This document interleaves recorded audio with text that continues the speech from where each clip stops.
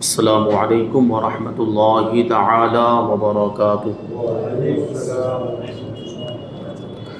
نحمده ونصلي ونسلم على رسوله الكريم اما بعد فاعوذ باللہ من الشیطان الرجیم بسم اللہ الرحمن الرحیم ان اللہ وملائکته یصلون علی النبی یا ایہا الذین آمنوا صلوا علیہ وسلموا تسلیما اللہم صل علی سیدنا ومولانا محمد معدن الجود والکرم وآلہ الکرام وابنہ الکریم وبارک وسلم صلاۃ و سلام علیک یا رسول اللہ صلی اللہ تعالی علیہ وسلم۔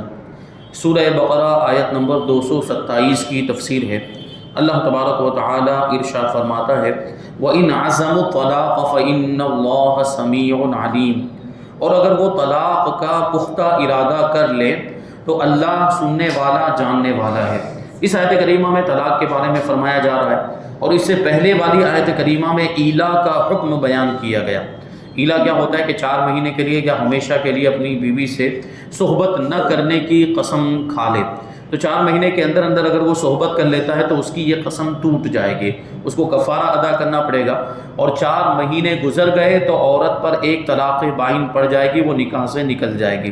تو ایلا کا حکم اس سے پہلے بیان کیا گیا۔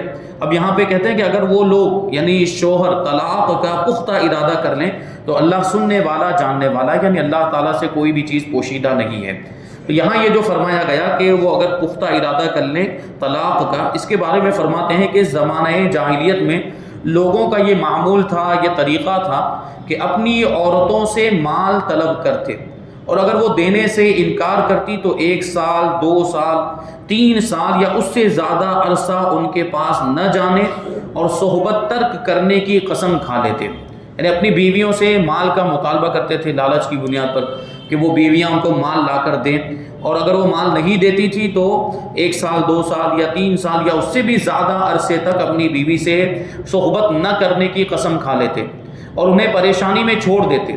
نہ تو وہ بیوہ ہوتی کہ کہیں اپنا ٹھکانہ کر لیتی، اور نہ شوہر دار کے شوہر سے کچھ سکون حاصل کرتی، کیونکہ جب تک یہ طلاق نہیں دے گا تو وہ دوسرے سے نکاح کیسے کر پائے گی۔ اور یہ ظاہر سی بات ہے، ضروری نہیں ہوتا تھا کہ 2-3 سال کے اندر اس کے شوہر کا انتقال ہو جائے کہ خود بخود وہ عدت کے بعد نکاح ختم ہو جائے، تو ایسا بھی نہیں ہوتا تھا۔ تو وہ جو عورتیں ہوتی تھیں زمانے جاہلیت میں اس طرح کے معاملات کے اندر سختی میں گرفتار ہو جاتی تھیں، اور سخت تکلیف کا اور دشواری کا ان کو سامنا ہوتا تھا۔ تو یہ اسلام نے اس ظلم کو مٹایا، اور ایسی قسم کھانے والوں کے لیے 4 مہینے کی مدت معین فرما دی کہ اگر عورت سے 4 مہینے یا اس سے زیادہ عرصے کے لیے یا غیر معین مدت کے لیے ترک صحبت کی قسم کھا لے، یعنی صحبت نہ کرنے کی قسم کھا لے، تو جس کو ایلا کہتے ہیں، تو اس کے لیے 4 ماہ انتظار کی مہلت ہے، یعنی 4 مہینے تک ہی انتظار کیا جائے گا۔ اس عرصے میں وہ خوب سوچ سمجھ کر عورت کو چھوڑنا اس کے لیے بہتر ہے یا رکھنا، اگر رکھنا بہتر سمجھے اور اس مدت کے اندر رجوع کر لے تو نکاح باقی رہے گا اور قسم کا کفارہ لازم ہوگا، اور اگر اس مدت میں رجوع نہ کیا اور قسم نہ توڑی تو عورت نکاح سے باہر ہو گئی اور اس پر طلاق بائن واقع ہو گئی۔ طلاق بائن کا مطلب یہ ہوتا ہے کہ اس میں عدت کے اندر رجوع نہیں ہو سکتا۔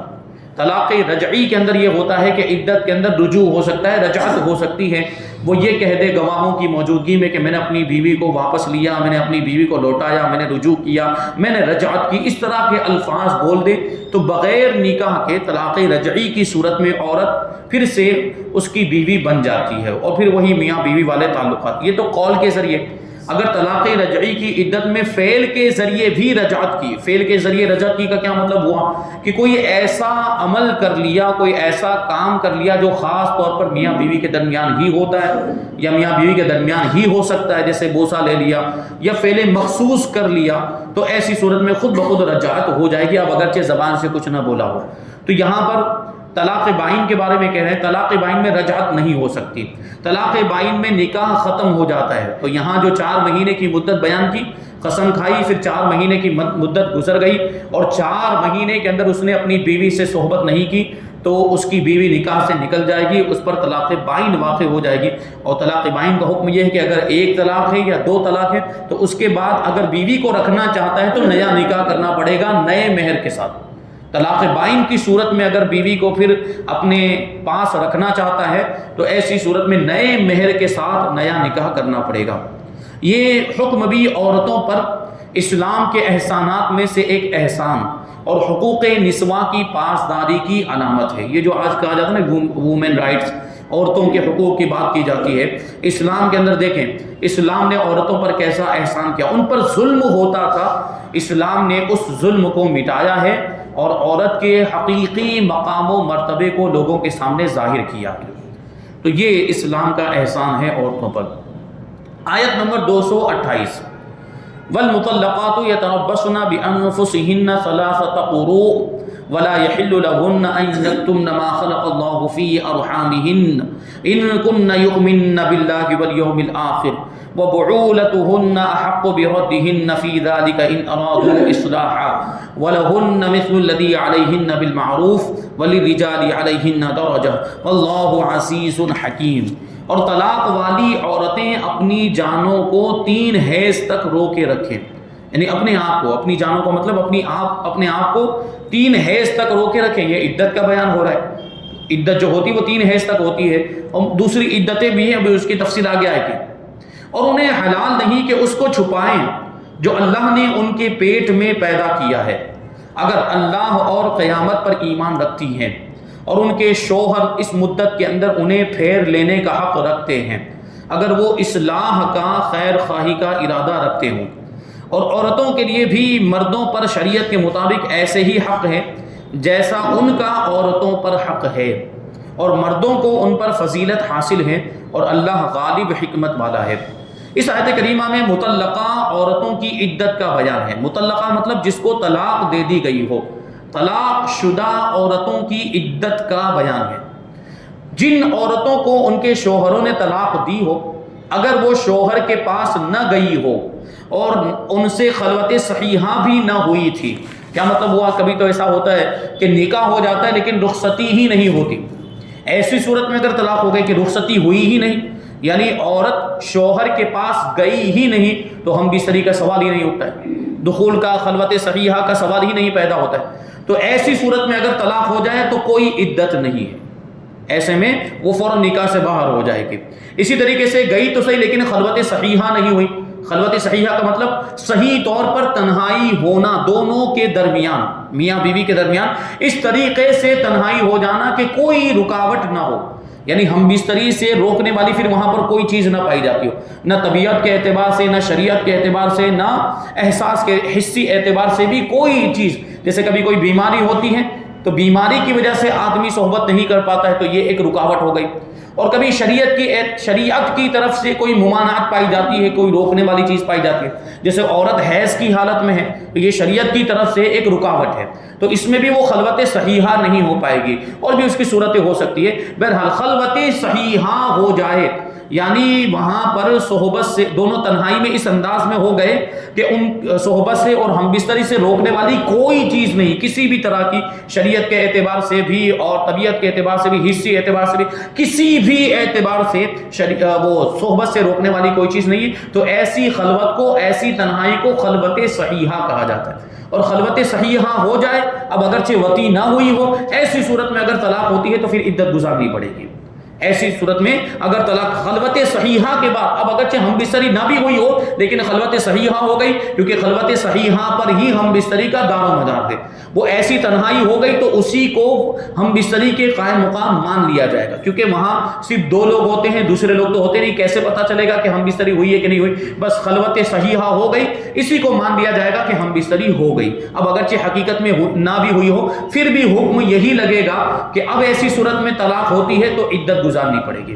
لیکن کہتے ہیں کہ اگر خلوت صحیحہ نہیں ہوئی ہے جب، تو ان پر طلاق کی عدت ہی نہیں، ان عورتوں پر طلاق کی عدت نہیں، جیسا کہ سورہ احزاب کی آیت نمبر 49 میں موجود ہے۔ اور جن عورتوں کو کم سنی یا بڑھاپے کی وجہ سے حیض نہ آتا ہو ان کی عدت 3 مہینے ہے۔ آیت کریمہ کے اندر کیا فرمایا کہ طلاق شدہ عورتیں اپنے آپ کو 3 حیض تک روکے رکھیں گے۔ تو 3 حیض تک کون سی عورت اپنے آپ کو روک سکتی ہے؟ جس کو حیض آتا ہو۔ اب کوئی ایسی عورت ہے جس کو حیض آتا ہی نہیں ہے تو پھر وہ کس طریقے سے اپنی عدت شمار کرے گی؟ تو اس کے بارے میں فرما رہے ہیں کہ کوئی عورت ایسی ہے جو کم سنی کی وجہ سے، لڑکی ہے، نابالغہ ہے، نابالغہ ہونے کی وجہ سے اس کو حیض آتا ہی نہیں ہے، یا بوڑھی ہو گئی، اتنی زیادہ بوڑھی ہو گئی، اب بوڑھاپے کی وجہ سے، عمر زیادہ ہو جانے کی وجہ سے حیض آنا بند ہو جاتا ہے۔ حیض سمجھ رہے ہیں نا آپ لوگ؟ پیریڈس جو ماہواری خون عورتوں کو آتا ہے، یہ اس کی بات چل رہی ہے۔ تو اتنی عمر ہو گئی، اتنی زیادہ 50 سال 60 سال عمر ہو گئی کہ حیض آنا ہی بند ہو گیا، تو اب اس کو ایسی صورت میں اگر طلاق ہو جاتی ہے تو وہ عدت کیسے گزارے گی؟ اس کو تو حیض آتا ہی نہیں ہے، تو ایسی صورت میں وہ 3 مہینے اس کی عدت ہوگی۔ ہمارے یہاں پہ عام طور پر طلاق کی عدت کو مشہور کر دیا گیا کہ وہ 3 مہینے۔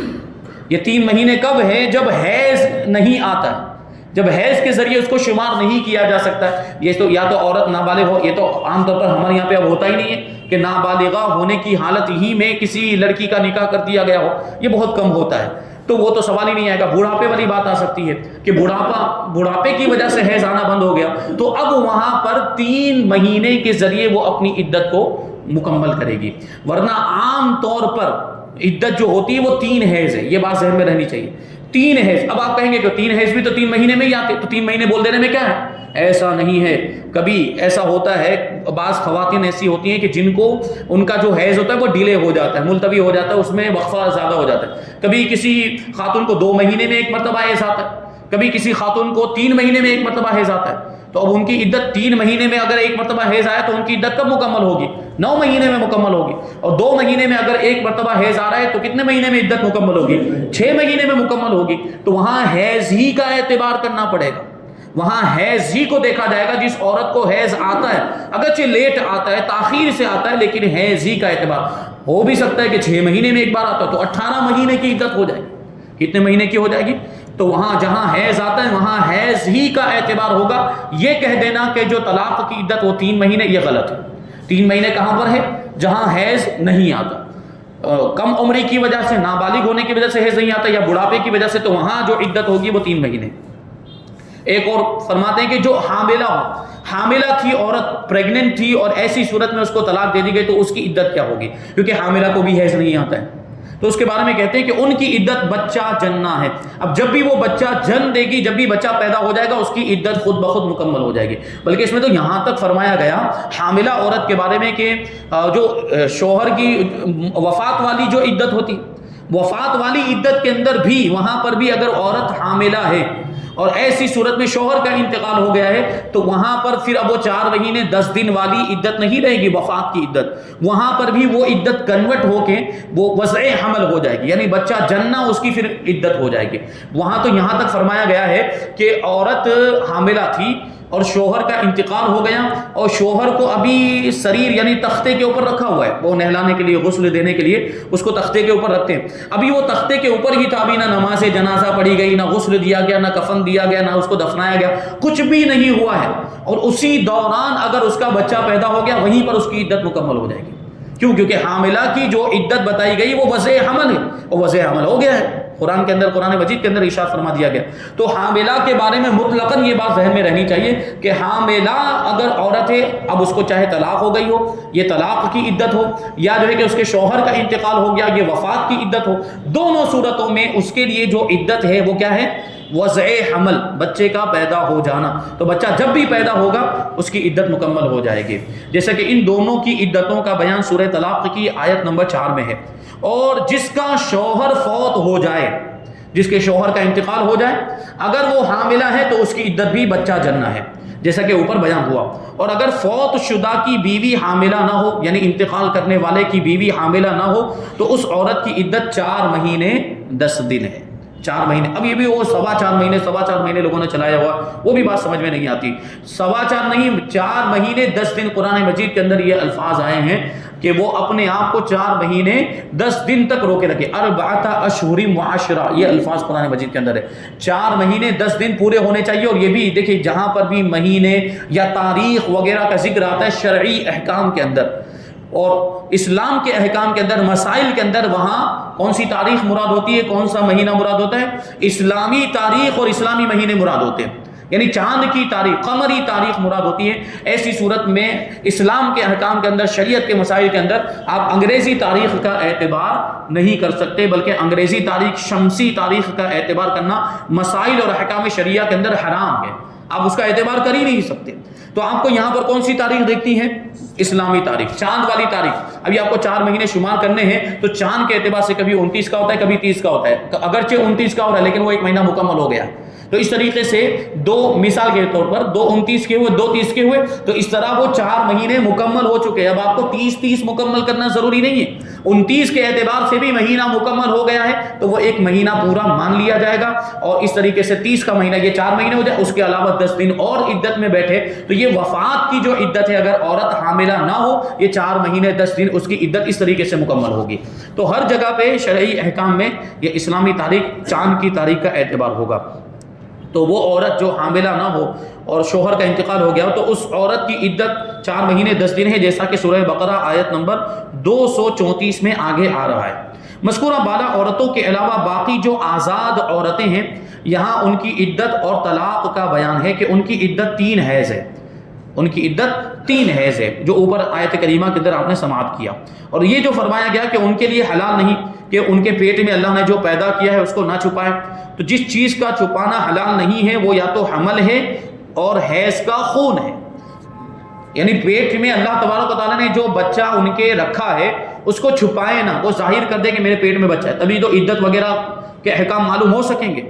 شوہر کا انتقال ہو گیا، اب عدت کے معاملات آئیں گے. شوہر کا انتقال ہو گیا تو 4 مہینے 10 دن عام طور پر عدت ہوتی. اب اگر وہ لوگوں کو بتائے گی نہیں کہ میرے پیٹ میں بچہ ہے تو کیسے پتا چل پائے گا کہ اس کی عدت وہی 4 مہینے 10 دن والی ہے یا وہ بچہ جننے والی عدت ہے؟ تو اس کو بتانا لازم ہوگا.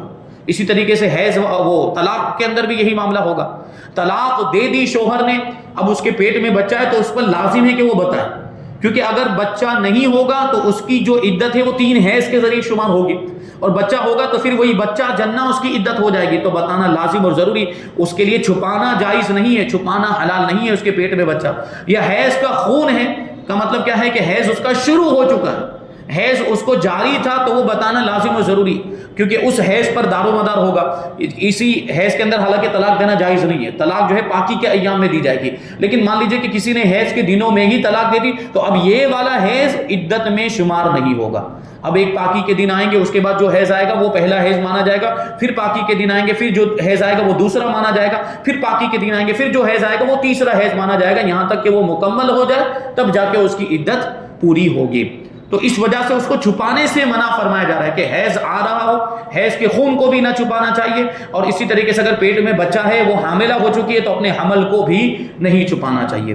ان کا چھپانا اس لیے حرام ہے کہ ان کے چھپانے سے رجوع کرنے اور اولاد کے بارے میں جو شوہر کا حق ہے وہ ضائع ہوگا اور شرعی احکام پر عمل نہیں ہو پائے گا، اس لیے اس کو بتانا ضروری ہے. آگے یہ فرمایا گیا کہ اگر وہ اللہ اور قیامت کے دن پر ایمان رکھتی ہے تو اس کو ضرور بتا دینا چاہیے. یہاں بطور خاص ایمان کا تذکرہ کر کے یہ سمجھایا ہے کہ ایمان کا تقاضا یہ ہے کہ اللہ تعالیٰ کے ہر حکم پر عمل کیا جائے، لہٰذا ہر نیک عمل کو ایمان کا تقاضا کہہ سکتے ہیں. کیونکہ ایمان ہم لے آئے، ہم مسلمان ہو گئے، ہم مومن الحمدللہ، تو اب ہمارے مومن ہونے کا یہ تقاضا ہے کہ ہم اللہ کے احکام پر عمل کریں، رسول اللہ کے احکام پر عمل کریں، یہ ہمارے ایمان کا تقاضا ہے. تو یہاں اس کو نہ چھپانا یہ بھی اللہ ہی کا حکم ہے، جو پیٹ کے اندر ہے اس کو نہ چھپانا یہ بھی اللہ کا حکم ہے، تو اس پر عمل کرنا یہ ایمان کا تقاضا ہے. آگے یہ فرمایا کہ ان کے شوہر اس مدت کے اندر انہیں پھیر لینے کا حق رکھتے ہیں.